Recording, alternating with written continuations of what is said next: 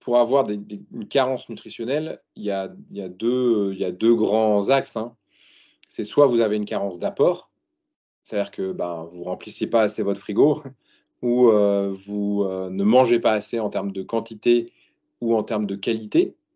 Parce que ça, c'est important. On voit bien qu'avec l'âge, quand vous regardez un peu les personnes âgées, elles ont de plus en plus une bouche sucrée et de moins en moins une bouche un peu salée, avec notamment manger un steak, une tranche de jambon ou un œuf. Ils sont plus à manger justement des gâteaux en dehors des repas.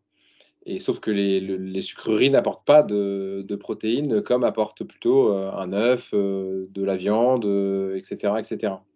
Donc ça, c'est la carence, on va dire, d'apport. Et puis ensuite, vous pouvez avoir une carence par catabolisme.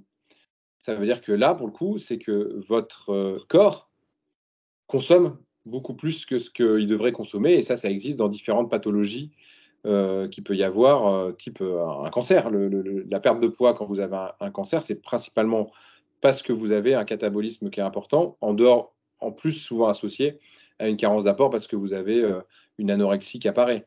Mais il y a aussi un catabolisme qui peut être plus important. Chez nos personnes âgées, on est quand même majoritairement sur des carences d'apport plus que sur des catabolismes, sauf s'il y a une pathologie aiguë ou chronique qui est présente.